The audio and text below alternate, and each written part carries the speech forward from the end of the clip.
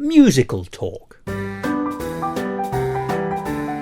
Hello and welcome to a MusicalTalk mini episode about the fantastic show, the 25th annual Putnam County Spelling Bee, the musical. This is a new production of this wonderful show by William Finn, which I saw at the Edinburgh Fringe in 2012 and which is now going on national tour, with most of the old cast and one or two new actors joining. Once again, it's being produced by Caroline McCaffrey and directed by Alex Howarth of Patch of Blue Theatre. It has musical direction by Lee Freeman, and Anthony Stewart Hicks is the executive producer on behalf of Ash Productions Live.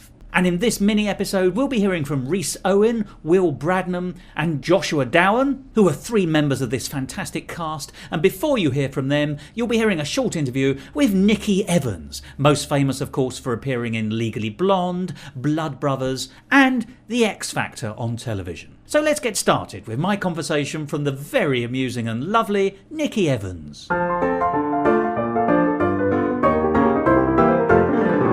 MusicalTalk. Hi, my name's Niki Evans and I play Rona. Now, this is the 25th annual Putnam County Spelling Bee, but I put the Would words you like in to the do wrong that? order. Well, yeah, I was going to say. At least I know that one. I'll tell you what, I'll ask you what the show is. Well, No, let's try. no, you're getting away with it there. What's the show called? 25th Putnam Annual Spelling Bee. Spelling Bee for short. Yes. Well, I'm showing my ignorance. But of course, you're known for a great many things. You know, forgive me, you're a big name on the stage. You've done several things in the West End and on television. So, first of all, what made you join this show, which is such a fun show, I think? It's completely different to what I've done before. I've done funny, I've done very serious, but this is serious and funny together. And I like playing authoritarian figures. Oh, really? Which is what I am in this one, you see. Who would not want to sit next to Darren Day? Even he's wearing spectacles in this, though, is he not? Well, if I had my character. way, I wouldn't be wearing much else. But yes, Hello. he is. This show is being directed in a very different way to the one I was expecting. But I think you're right to talk about, actually, that the fact it is perceived as a comedy, Yes. but there's an awful lot of backstories to all the characters. The characters are so... Pain and bittersweetness as well. Yeah, the characters are so individual. I don't think I've done anything that the characters are so diverse in such a small space. Plus, I get to sing in a different way, which is great. So, What do you mean by that? That's a really interesting thing to say. this is the kind of role where I would say this is real musical theatre singing. Rather than, I've got more of a pop voice, which I use for musical theatre. This is a proper musical theatre sing. So you've been in Legally Blonde, which is a full-on proper piece of musical theatre, but I agree that it's got a score which is quite pop and upbeat and modern, isn't it? Yeah, I was singing more like a gospel singer. So yeah, these are the high. Well, I must say these are the highest notes that I've probably hit in Spelling Bee, but in a different way. And is that an easy transition for you? I mean, you're a very accomplished singer, so you can do it. Yeah, I mean, I was a session singer for years and years and years. So you've got to be able to go in and sing country that day, or gospel the next day, or rock the next day. So yeah, but this is the first time I've done full-on musical theatre singing. And it's interesting that you were talking about session singing, because presumably that also has trained you over the years for different accents as well as different styles. Yeah, we're doing. Yeah, this English is American. And American accents, transatlantic, you name it. Presumably. Absolutely, yeah. This is great because we've all got this really lazy American accent. Generic. Where American, it was very like, but I had to do a Boston for Legally Blonde and then a Scouse, and then I've done lots of different things. So yeah, it's really good. It keeps your palate moving. Let's put it that way. You'll have a great career afterwards as a voiceover person on television as well. Yes, well, you never know. You never know. As long as I don't. That. Yeah, I come from Birmingham, so I don't think they'd want one of them. Did you know the show before it came your way? No. Yes. I actually got a call. I got a call from the office and they said the name of the production. I was like, never heard of that. So I was with some real proper actors and I just went, Nick, have you heard of this? And he went, oh my God, that's such a brilliant piece. So then I went and researched it, you see, and watched a few things. And I was like, which one are they going to actually get me to play? The posh woman at the beginning. Brilliant. Okay. So then I went and spoke to some students because they tend to know more than us older ones. So it's got a slightly cult following, hasn't it? Or it has got a although big... it deserves to be so much more than just a cult. Do you know what? When I first came across it, I was in, where was I? Oxford. And it was just really weird because as I walked out of the theatre in Oxford, there was a poster saying this show, and they were putting it on. The university was putting it on. So I was like, oh my God, I've got to get up to speed on this because it must be a very young person, yet musical. But I just think it's the most... I haven't been able to go through a whole rehearsal yet without cracking up.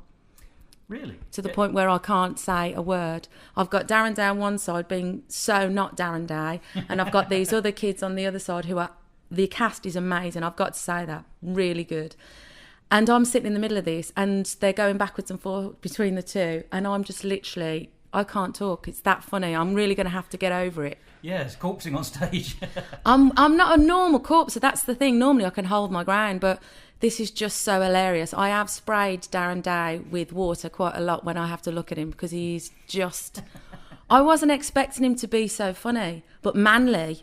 That sounds awful, Darren. I do love you. That sounds awful, because I just didn't expect such a pretty boy to be so manly. Oh, yes, there's a touch. There's always been a touch of naughtiness in him, though, isn't there? Oh, darling. And we all got a bit of naughtiness in us. But not as often as we'd like. Really? Talk to me later. Yeah, and his voice is so low. Really low, yeah. So I was like twitching the first day. And you and he have also got... I mean, there's the extra difficulty, isn't there? Because in some senses, you're the face for the audience. You know, you bring the people into the piece... because you're the figure of authority, as you say. People look to you first and then see the other characters, and you're on all the time pretty much. Yeah, I'm on most of the time, that's yeah. a big old scene, big old act. It's not as big as Mrs. J. Mrs. J was full on. I think I only went off to do changes with Mrs. J. But this is good, because I get to watch everything as well, play out. That's Blood Brothers, isn't it? You're talking about? Blood Brothers, yeah. I played her for quite a while. And so, yeah. It's more cheerful than that. No, do you know what really upsets me about Blood Brothers, because it was one of my favourite pieces, was people go, oh, it's so upsetting. It's not, it's funny. It's funny all the way through. There's 2 heart-wrenching moments in Blood Brothers. Indeed, yeah. But no, it's funny. But what's good about this show is it's kind of the same story, but I'm playing, rather than playing a mum, I'm playing... it's a surrogate figure of authority. It is. With children. Yes, but don't forget, Rona's been through what they've been through. She's won this bee, so she knows. I've stood on X's, for God's sake. Yes, I know course, what they're all feeling. So, so I'm the one there just to make sure they're okay and to keep it going, because Panch, who's Darren Day next to me, has not... got a sympathetic bone in his body. No. So I'm sitting between him and the children. That's the joy of his character, though, isn't it? That it's the he's a cynical he question does master. not give a monkey's, no. Yes. But he does at the end. He finds a heart at the end, and that's probably because I've been shouting him all the way through. It's really hard to say to someone, to say to Darren, no, don't touch me, but really do. So, if you were talking to someone who didn't know the show, what would you say to draw them in? Apart from your name, if you don't mind me saying. Oh, that'd get you nowhere, darling. Oh, stop. I don't know, what would I say? Let's put it this way. It was a joy for me to know what I was working on. And the very first day of this show, I was so surprised. I came away with a big smile on my face. It's such a fun, completely different show. And if you love musical theatre, this is the one for you, because you can actually join in. We get 4 people from the audience, which is amazing, because I get to say things to them without being hit in the face, which I probably wouldn't be able to get to do in my normal life. You can't do that down at Tesco's, no. I've tried it, but I get kicked out, yeah. So let's talk about the score then, briefly. It's a proper musical theatre score, as you're saying. You're a professional, so it shouldn't cause you any challenges, but... Let's put it this way. When they gave me the notes I was singing, which is a lot, I think it's like 4 notes off the top of a piano, is that right, Aaron? And all the kids turn around and say, yeah, go on then. And I hit them, and I was like, they were like, wow, she can actually do it. And I turned around, nearly fainted. So it is a proper musical, because it's more narrative. There are no real songs. These are stories. You couldn't take anything out very easily, could you? No, not with this one, because everybody's singing them all, and I'm singing them all in one way or another. There's one song that sticks out. So you need to come and see that song. I'm not going to tell you what it is. I see. I'm not going to tell. But I am a different person, because I've got like a 30-second change to become something else in the show. And it's that song that everybody in the cast, everybody that hears it stops and has to listen to. You will know which one it is, because I'm wearing completely different clothes. You see, we started with clothes and we'll probably end with clothes. Yeah. But I will just ask this question about the complexity. It is emotionally complex, the piece and your character, and indeed all the characters. And the score, I think, reflects that. But are you surprised by how well the score is able to carry the story along? Well, it's a very complex score. Yeah. Very complex. If you literally aren't on the ball, you miss it.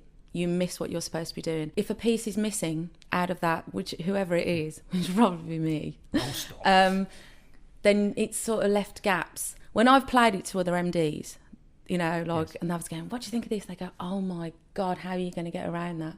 Around it? That's an interesting phrase. How are you going to get around this? How are you going to get around that? Because you have to be able to sing to deliver these pieces. So it's a professional's piece, this, isn't it? Oh, very much so. And we've got the most amazing MD, Lee. He's so on it, and he's young, which is great because he's really up for it. You know what I mean? He knows what he's doing. I was expecting to be able to domineer this MD like I normally do, but he's like, This is Lee Freeman, isn't it? Yeah. He's like, no, darling, this is how you do it. And I was like, oh, geez, he knows what he's doing. I'm in trouble. Yeah, I do what I'm told. Yes. So actually, I do what I'm told, which is very unusual for me. Without somebody like that, we'd be in trouble. Now, I'm going to ask you... My age? No, I was going to ask you... Out tonight? Do you have a website? I'm not that kind of girl, I'm afraid. Do you have... I am. Right down the middle. Do you have a website so people can follow what you're doing? I do. But it's best because we tweet a lot. We tweet and go on Facebook. I mean, I have a website, but this sounds awful. I don't necessarily go on it that often. Right. So, but you have a Twitter address? Yes, I'm just Niki Evans. You'll know it's me. You'll know it's me, believe me. And the show? Yes, we've got a Spelling Bee Twitter. We've got a Facebook page as well, haven't we? So all you have to do is put Spelling Bee up and you will find us straight away. Splendid. Great. Well, if I may say, Niki, it's been lovely talking to you, if I may say. I wish we could have a much longer conversation. And a lot of people later, say that, actually. Perhaps later on we will. Absolutely. Over a glass of wine, maybe. But I wish you huge success. I know I don't need to do so because you'll be fantastic. You will be fantastic in a fantastic show, which has been fantastically directed. But fantastic. You sound like, what's his name? John Barrowman. He always says that to me, and he calls me Iron Lungs. Let's not go into that story, but yes, that's what he calls me. I must tell you, but I've very rarely compared with John Barrowman. He says everything 3 times. Does he really? Yeah. All right. Okay. Me. How dare you? He's my friend. We all love the John Barrowman. Yeah, I like all of him. And on that splendid note, may I wish you great fortune and success. Thank you. Thank you very much.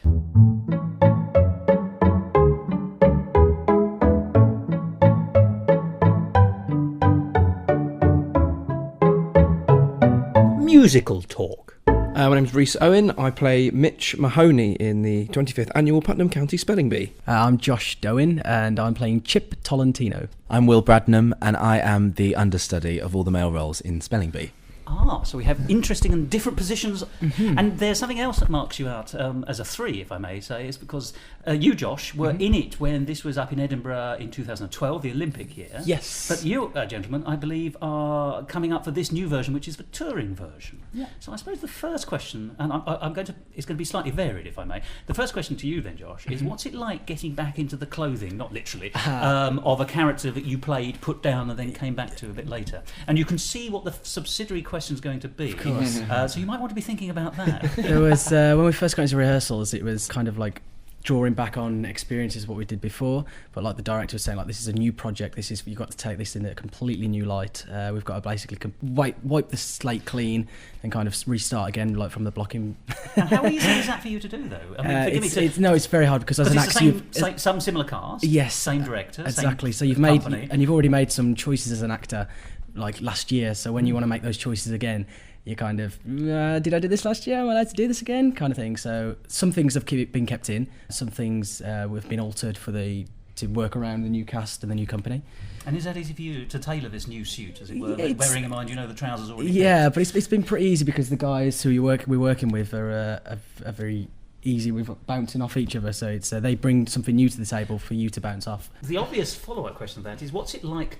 And we can probably work out the answer, but what's it like joining a show that has already got some pedigree in the sense of a version of it with some of the cast and the same directors was on last year? I'd use the word relaxed because you know after the reviews you'd saw from it and the positivity that was coming from the show to the tour, you knew obviously that you were going to be in good hands with the cast, with the director, and obviously the majority of the cast all know their lines, the harmonies and stuff, and obviously we've had a few changes or whatever, but you kind of feel like, I better step up because I'm behind now from these guys. Makes you work that extra bit harder, and it's been a very relaxing atmosphere because you just know that everyone's knows what they're doing. It's been brilliant. Now, is relaxation the first word you're going to give me? Because you've got a very difficult job as well. Wouldn't be the first word of choice. No, as you say, it was really nice coming in, and everyone has their choices from last year, but as you said, Josh, you're trying new things, and it's nice to come in on the first day and already see a picture of the show. Particularly as an understudy, it's nice to see what the choices everyone has already made and what I can use from that, and if I go on stage, what I can use and what I can create for my own. But yeah, it's not really relaxed for me at the moment. It's a bit stressful, but it's fun, and it's so nice to be understudying such talented people, so it's really nice. I get the impression you all like each other. But let's talk about the show then a little bit. I mean, would one of you like to have a crack at describing it in 30 seconds? Go on. Would one of you like to be nominated to do it in 30 seconds? I think I've been nominated, it looks like.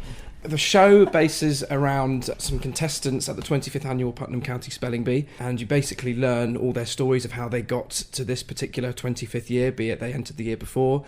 We've got a couple of previous winners that have entered. We've got a brand new person that's coming in. And then if you're very lucky and you come on one of the evenings, you may find yourself taking part in the spelling bee yourself, which is a nice, lovely twist we have to the show, which is great. Well, let's talk about the intimacy then, because one of the great successes of this Patch of Blue version that was on last year was the venue and the show matched perfectly. Yeah. And you as a cast really were able to connect. I saw it when it came to the Donmar Warehouse in London about 2-3 years ago, I think it was. And your version in Edinburgh was better than that. Oh, thank you. Partly, obviously all the performers were spot on, but also because the venue really did allow us as members of the audience to feel that we were sitting in a church hall kind of environment, and it was a smaller spelling bee going on. So that connection with the audience is so important to this show, almost more than any other shows. You know, it's not the standard proscenium arch. That was a great success in Edinburgh. You're on tour. How have you had a discussion about how you're going to be able to really make that element work, which is so important for the success of the piece? There's no right or wrong answer to this, and you may confer. Exactly, we're still in that kind of process of working these things out, because we were discussing, like, at the Fringe last year, there was moments where the spellers that got brought up on stage throughout the show, they had a different experience to the people out front. That's more scary. We would be discussing things with them, talking to them throughout on a quiet note. But obviously this time around, we're all going to be radio mic'd. So we don't know if we're going to be losing that stuff or it's going to be kept in. We're still in kind of technical terms of processing that, but we'll find out in the coming days. It's still very much a case of keeping it all very natural from our performances and making it look as real as the moment they walk in. They're not coming to see a show, they are in a spelling bee. They've come to watch, they've come to support the people on stage. No, I was just going to say, that what they said. We're still talking. We had a conversation this morning with the MD, didn't we? How he said, particularly to the guys who were in Edinburgh last year, don't forget that this is a massive theatre. I didn't see your production last year, but shame on you. Yeah, absolutely. But much smaller venue, obviously, being in Edinburgh, and now you've got a whole theatre to fill. We're not going to lose any of the elements that you guys had last year at all, but it's just making it. Every single audience member, I'm sure it's like 200 more people, 300 more people than you had, making sure every single person feels like they're part of it, whether they're on stage or whether they're just watching the people on the audience participation. The happy ones who are just watching. Yeah, just watching, and they're like, lucky thank ones. goodness for that. But it's really interesting what you were saying about last year, because for those of us who watched everything that's going on stage, it was clear that actually, yes, but you were sort of semi-buddying up with your members of the public, and they were obviously partly to calm them down as well. So those things are going to be figured out in the coming days and teched out. So obviously, if we start talking and it's getting picked up on the mics, we obviously real problem. There's going to be problems, but I'm sure they'll figure a happy medium. But it did certainly give the effect of, forgive me, the age group that the characters are, but you would sort of try and make immediate friends and buddy up, and it's a slightly frightening experience because you're being watched by the grown-ups and your parents, I suppose, is the conceit of the show. Which brings us then on to the age issue. In your mind, how old are the characters? They range from 11 till my age is 14, as it's my last year of the Bee. You're one of the oldest, I'm one of the oldest ones, as it'll come clear to anyone that comes and sees the show. yes. You start to... the transition to adulthood that's a nice way of putting it. But do you... Because I'm going to say it, I'll be very rude, but even though you are all tremendously youthful looking, you are older than the characters you're playing. Now that adds a level to the fun of it. You know, we know that we're seeing older actors playing younger characters. Does that inform your performances? I'm probably, as along with Darren and Niki playing Panch and Rona, I'm probably playing my sort of age anyway. You have a beard, which will make yes, you... yes. So I'm out of this question, I imagine, because I'm playing but can you answer for the others? Do you think it makes your reactions to them though? That's the thing with the way this has been cast as well. Everybody does look very it's been cast brilliantly. Like Josh is a very young looking chap. Well done on that. That will pass. And the girls, they all look like they could pass as in their costumes and their hairstyles and stuff, and the way they've characterised themselves is perfectly cast. Yeah, and I think the good thing is with this time round, with us bringing Niki and Darren on board, they're a lot older than us, so it's going to give that illusion to the audience, be a bit more clearer. These are your guest sort of questioners, aren't they? Yes. The top table, if you like. Yeah, exactly. Absolutely. This is Darren Dave. Yeah, Darren Dave. Yes. And so he is just a little bit older.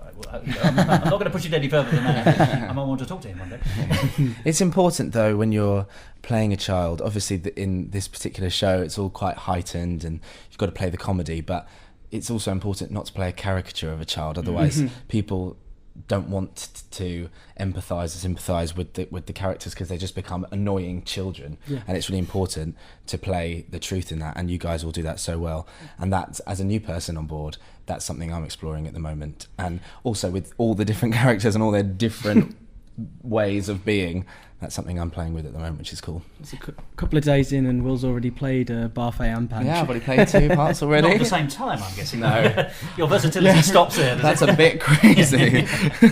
But that's really interesting, the idea of being able to stay in touch with your innocence, because these younger people are genuinely younger people. They are not cynical. They are without guile.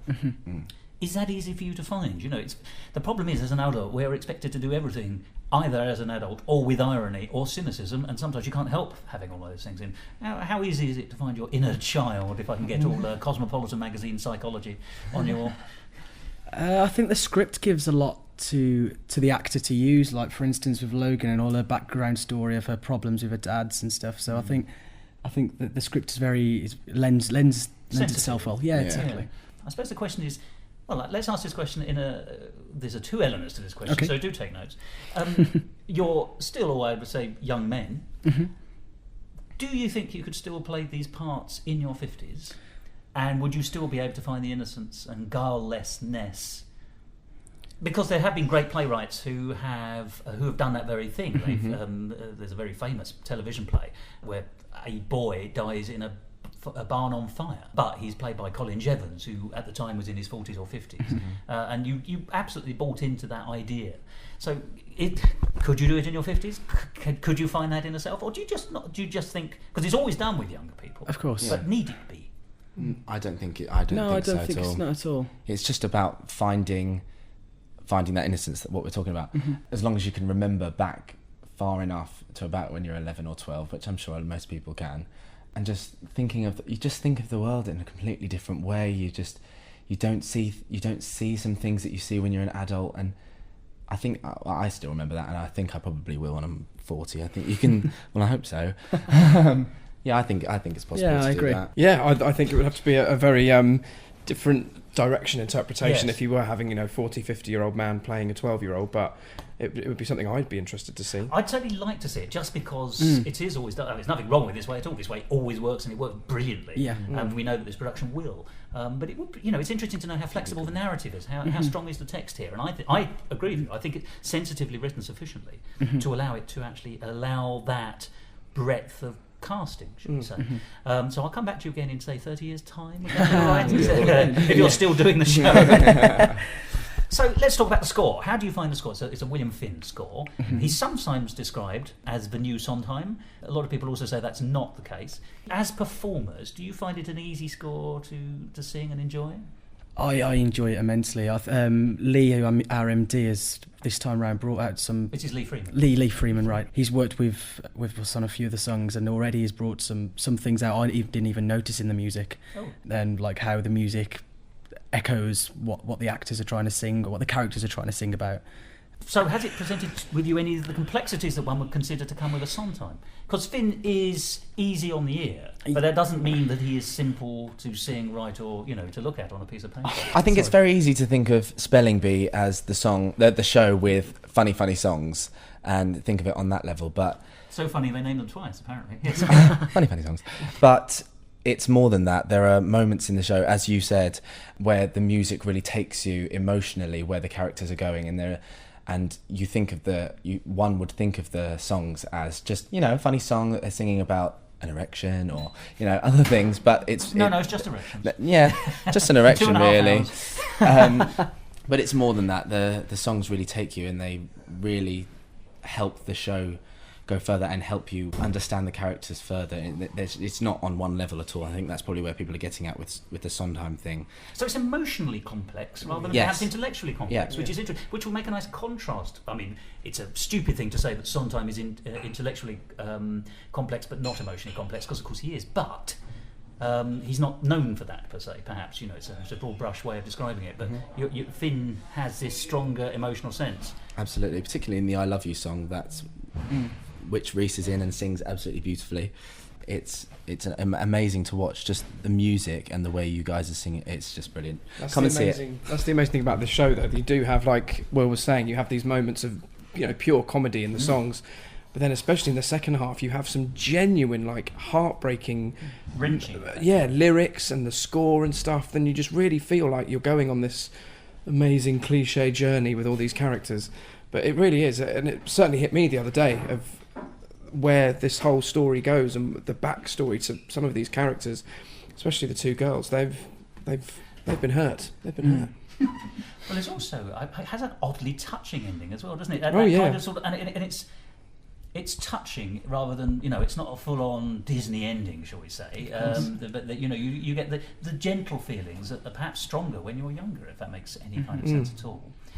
As we're speaking about journeys and what is narrative if not a journey, so the odd thing about this, and your character, Chip, has this...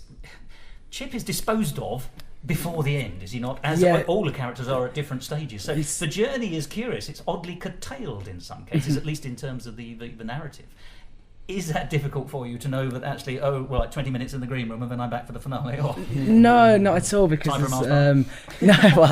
because there's a lot of offstage singing throughout, because some of the numbers in Act 2, for instance, have big choral numbers, big choral moments where big sound. Yeah, exactly. So the more voices on those, the better. So yeah, a lot of offstage singing for me. And they've written the book with the idea of obviously Chip leaves, but he plays another character later on, and same with me, Mitch. That's my main character, but I play two other characters throughout the show. So even when you're eliminated as Chip is at some point during the show, not wanting to, although I already have just given that away. Thanks. Well, anyone who knows how a spelling bee will work, have a guess. Yes. That not everyone is a winner. Exactly. You do see people again throughout the show. So if maybe you were thinking, I really enjoyed that guy playing Chip, he does come back later on, as do I. But and other people.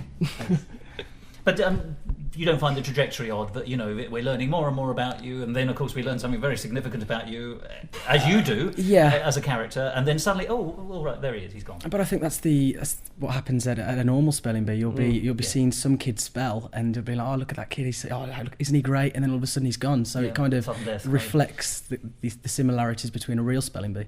Now you're on tour. Oh yeah. Which does mean different environments in which to work. Is that something that you're looking forward to? It's a challenge, clearly. Yeah, absolutely. Every venue, every theatre is different. We've been talking about every audience is different. We've been talking not just on a staging level, which we've been talking about how it's going to be different in each theatre. Responses are going to be different. Not everyone has seen or even heard of the musical Spelling Bee. In London, when we're in Harlow and Croydon, odds are we'll have some industry people coming to see that, and they will know it. But in Barnstable, places like that, they're not going to have heard the show, and it'll be nice for us to be able to be the first people that they hear sing these fresh new songs, which is probably the most exciting thing about the tour, I think, personally. You're in the vanguard of spreading the word. Absolutely, spread the word. And then spell the word. Absolutely. Would you agree with that? No, definitely. You don't live in dread of, dank dressing rooms and an audience. No. We don't have a Philadelphia city in it. Well, I suppose Glasgow used to be it, but you could guarantee being booed off the stage. No, all of the venues, in fact, are all beautiful. Like some of them we're playing, we're very lucky to be playing them. We've obviously got the draw of having Darren and Niki, with their notoriety being in the West End and on television. I think's the word you're seeking, isn't it? That episode of Crime Watch was never shown. So I'm sure we'll spread the word of this amazing, relatively unheard of musical over here, especially. It's cultish. Yeah, and this being the first ever UK tour, we've got a great show on our hands with a great cast, and just hoping it opens people's eyes that as amazing as Andrew Lloyd Webber musicals are or Stephen Sondheim musicals are, there are these hidden nuggets that need to be seen as well. Here, if I may say. Well, I know for a fact, but from what I've seen previously and the actors I've seen previously, but this is a top-notch show. It is a cult show, but it deserves to be a widely known show.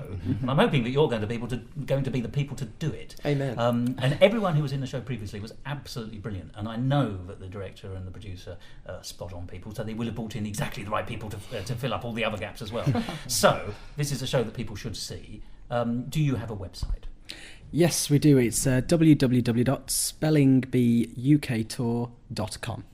Splendid. So people can go there and find out where you are across the nation and when you're coming to them. All the links to the theatres, so you can book your tickets. All the media and all the bios are on there. So go book now. Splendid. Well, I wish you huge success, but I know that you're not going to need it. Oh, thank you. Thank you. Thank you very much. Musical Talk. There you are, some of the people you can see in the 25th annual Putnam County Spelling Bee the Musical. For more details, go to the website, which is www.spellingbeeuktour.com. And here's where they're going. Between the 3rd of October and the 16th of November, you'll be able to see them in Harlow, Croydon, Barnstaple, Birmingham, Kettering, Blackpool, High Wycombe, Jersey, Worthing, Liverpool, Crawley and Eastbourne. Go online to find out more details. Well, my thanks to everyone who helped make those interviews happen, including those people behind the scene who never get mentioned, including Jenny Morgan and Aaron Davis. And if you want to hear more about this wonderful show and what it's like to appear in it, then also listen to the next full episode of Musical Talk, episode 361, when you can hear an interview with Tom Mackley, who plays William Barfay. But until then, goodbye. This Musical Talk mini-episode presented and edited by Thos. Copyright Musical Talk 2013.